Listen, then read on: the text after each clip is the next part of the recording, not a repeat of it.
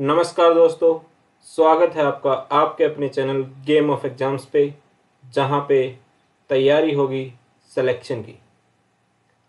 आज कंप्यूटर का एक ऐसा टॉपिक आपके लिए लेके आया हूँ जिससे बहुत ज़्यादा चांसेस हैं कि आने वाले एग्ज़ाम्स में कोई ना कोई क्वेश्चंस आ सकता है। ये लैंग्वेज का टॉपिक है, एसक्यूएल का, स्ट्रक्चर्ड क्वेरी लैंग्वेज। तो जो भी हरियाणा पुलिस या फिर सीईटी मेंस के लिए तैयारी कर रहे हैं तो इस वीडियो को लास्ट तक देखें। एक बहुत ही अच्छे ग्राफिकल तरीके से चीज़ों को दर्शाया गया है और ये पूरा इन्फोग्राफिक अगर आपको चाहिए तो लास्ट में कमेंट कर देना, वो भी मिल जाएगा। तो चलिए शुरू करते हैं। शुरू करने से पहले एक बार वीडियो को लाइक कर दीजिए, चैनल को सब्सक्राइब कर लीजिए और वीडियो को अपने अपने फ्रेंड्स के साथ शेयर कर दीजिए। बहुत ही अच्छा सेशन होने वाला है। 5 से 7 मिनट में पूरा एसक्यूएल रिवाइज हो जाएगा और यहाँ से अगर आपने कर लिया तो कहीं से करने की ज़रूरत नहीं है। आपको सिर्फ इस इन्फोग्राफिक को रिवाइज करना जब भी आपको एसक्यूएल पढ़ना हो, सिर्फ एचएसएससी से रिलेटेड एग्जाम्स में के लिए। अगर आपने इसको रिवाइज कर लेते हैं बार बार तो आपको कोई भी क्वेश्चन नहीं छूटेगा, चाहे वो स्टेटमेंट वाला क्वेश्चन आ जाए या फिर नॉर्मल ऑब्जेक्टिव क्वेश्चन हो। तो चलिए शुरू करते हैं।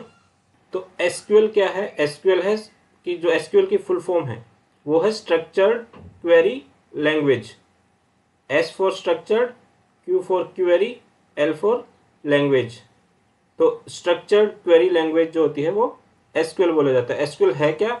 एसक्यूएल एक टूल है, लैंग्वेज टूल है जो डेटा के साथ इंटरेक्ट करता है, डेटा को स्टोरिंग के लिए, प्रोसेसिंग के लिए या फिर communicating with the databases. Data में अगर मॉडिफिकेशन करना है, डेटा हमें चेक करना है, व्यू करना है, रिट्राइव करना है, तो इन सब कामों के लिए एसक्यूएल एक बहुत ही इम्पोर्टेंट लैंग्वेज है और वाइडली यूज्ड है। अभी तक भी जितने भी जहाँ भी डेटाबेसेस यूज होते हैं वहाँ सबसे ज़्यादा जो कॉमनली यूज्ड लैंग्वेज है वो क्वेरी और मॉडिफिकेशन और डेटाबेस के साथ इंटरेक्ट करने के लिए वो एसक्यूएल लैंग्वेज है। तो एसक्यूएल की फुल फॉर्म जो होती है वो स्ट्रक्चर्ड क्वेरी लैंग्वेज होती है।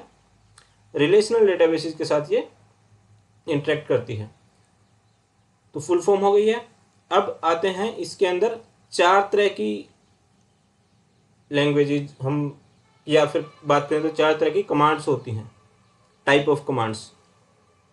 वो होती हैं DDL, DML, DCL, TCL. DDL क्या होती है? Data definition language.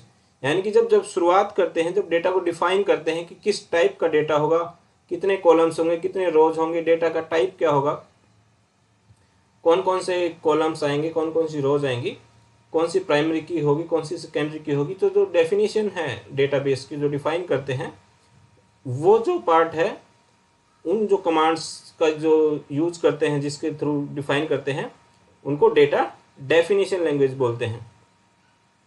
और जो कमांड्स डीडीएल के अंदर आती हैं वो है क्रिएट, यानी कि क्रिएट करना, डेटाबेस क्रिएशन के लिए, यानी कि टेबल क्रिएट करने के लिए। फिर आती है एल्टर, यानी कि अगर डेटा को एल्टर करना पड़े, चेंज करना पड़े बाद में टेबल को, उसके लिए एल्टर यूज होती है। यानी कि अगर हमें टेबल का नेम चेंज करना है या फिर अलग से कॉलम्स को चेंज करना है, कॉलम में नेम चेंज करने हैं, वो तो एल्टर आता है। फिर आता है drop and truncate. Drop and truncate. तो कौन कौन सी कमांड्स होती है इसके अंदर? Create, alter, drop and truncate. फिर नेक्स्ट आता है डीएमएल कमांड्स। डीएमएल कमांड्स, इनमें होता क्या है कि क्वेश्चंस कैसे आ सकता है, आपको कमांड्स दे दी जाएं, जैसे कि इंसर्ट सेलेक्ट पूछ ले कि डीएमएल है कि डीडीएल के अंदर आती है या फिर डीसीएल के अंदर आती है, फिर टीसीएल के अंदर आती है। ध्यान से देखें, जो डीडीएल के अंदर डेटा डेफिनेशन, यानी कि जो आप समझ सकते हो, जो अगर कमांड को देख के भी, जैसे क्रिएट है यानी कि डेटा क्रिएट करना है, डेटाबेस क्रिएट करना है, तो डेटा को डिफाइन कर रहे हैं तो डीडीएल के अंदर आएगा। इसी तरह से एल्टर करना है या फिर ड्रॉप करना है या फिर ट्रंकेट करना है। ड्रॉप और ट्रंकेट में एक बेसिक डिफरेंस होता है जिसके ऊपर भी क्वेश्चन बन सकता है, वो भी आगे पढ़ेंगे। डीएमएल में आते हैं। डीएमएल में जो होता है डेटा मैनिपुलेट करते हैं, यानी कि एक बार जब डेटाबेस क्रिएट हो गया उसके बाद उसके अंदर जो भी चेंजेस करने हैं, मैनिपुलेशन करना है, यानी कि डेटा को रीड करना है या फिर अपडेट करना है या फिर डिलीट करना है, कोई रो या फिर किसी कॉलम को या फिर किसी पर्टिकुलर एंट्री को डिलीट करना है या उसको अपडेट करना है, तो इनके लिए जो जो कमांड्स यूज होती हैं उनको DML कमांड्स बोला जाता है।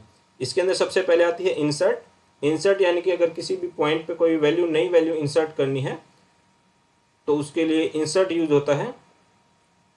फिर होता है सेलेक्ट यानी कि अगर डेटा हमें देखना है तो डेटा अगर रिट्राइव करना है, वहाँ से डेटा निकालना है वहाँ से डेटाबेस से, तो उसके लिए सेलेक्ट यूज होती है कमांड। फिर आता है अपडेट, यानी कि कोई अगर एंट्री अपडेट करनी है तो उसके लिए अपडेट कमांड यूज होती है।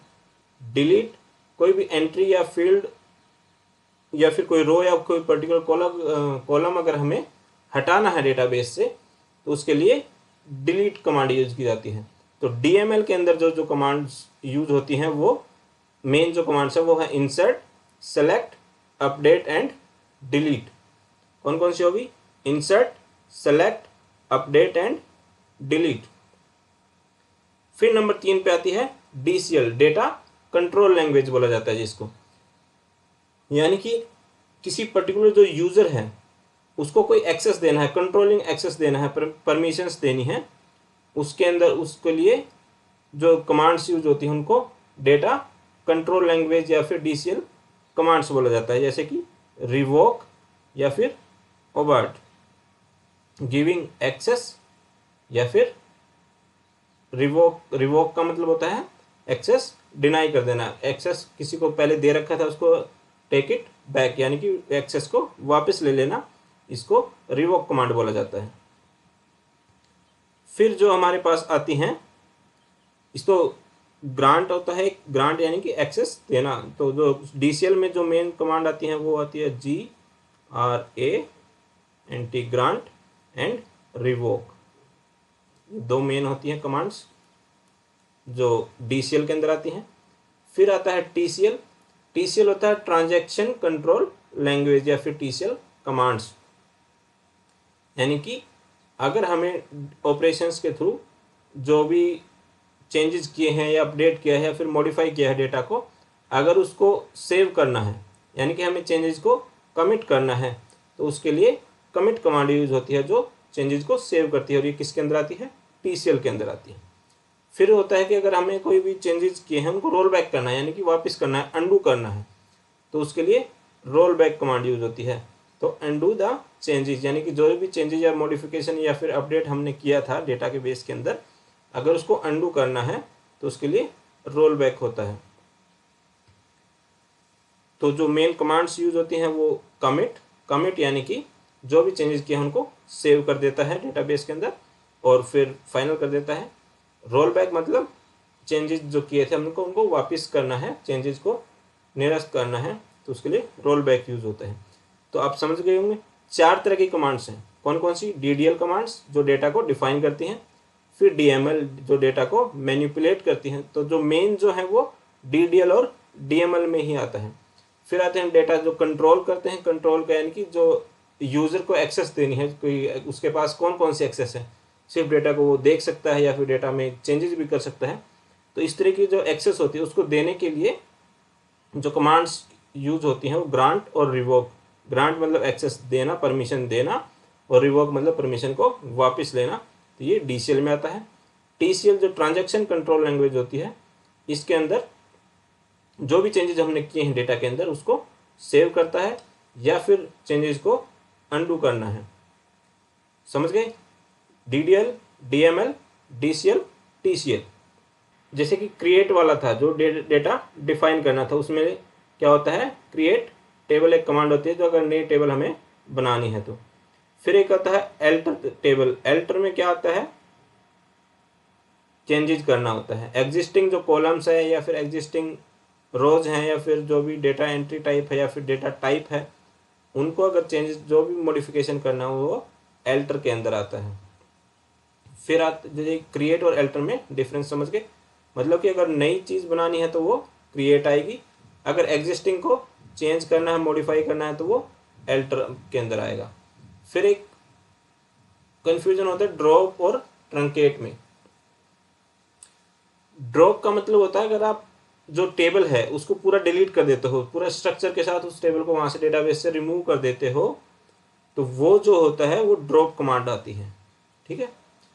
ट्रंकेट कमांड क्या होता है, ट्रंकेट भी डिलीट कर देता है पूरे डेटा को, लेकिन जो टेबल होता है उस टेबल का जो स्ट्रक्चर होता है उसको मेंटेन रखता है। टेबल को डिलीट नहीं करता, टेबल का जो पूरा डेटा है उसको डिलीट कर देता है।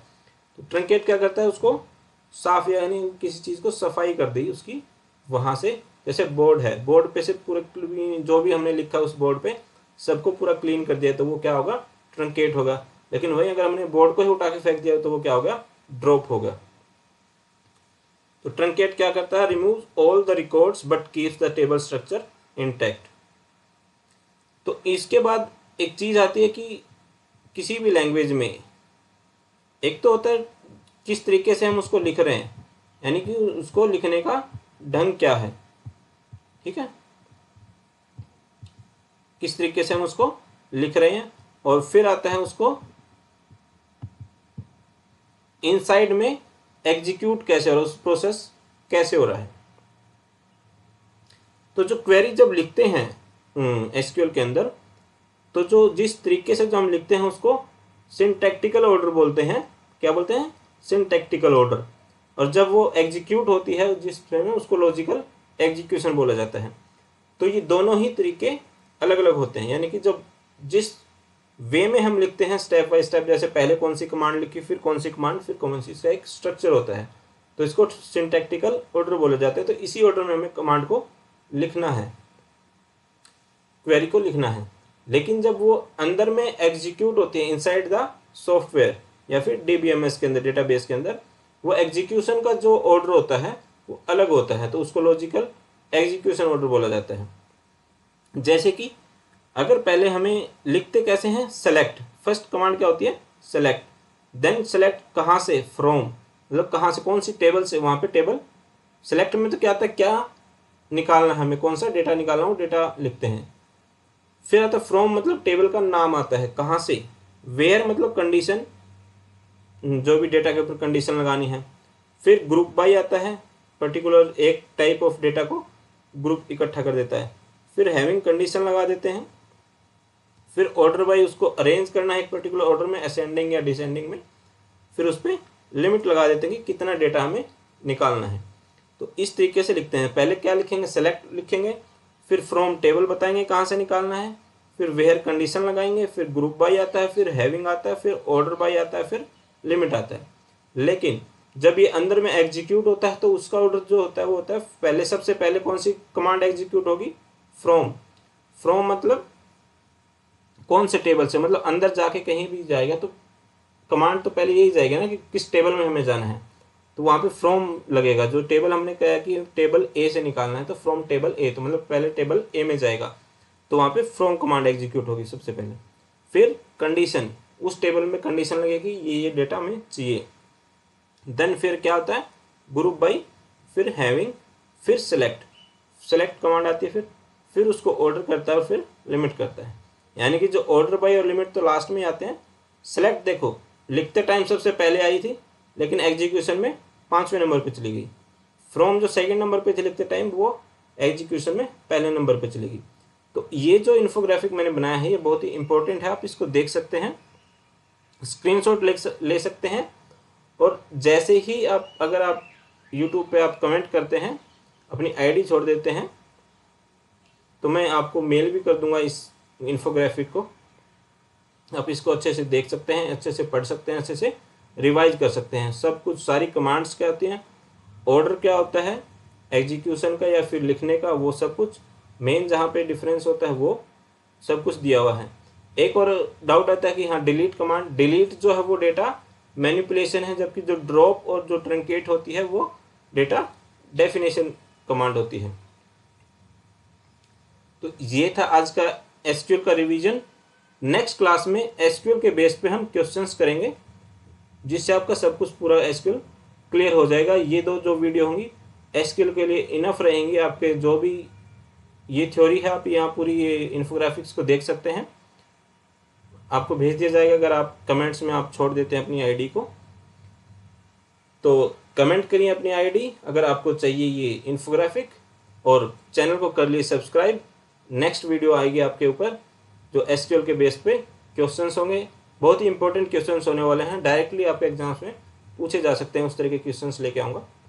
तो चलिए मिलते हैं नेक्स्ट वीडियो में। Thank you.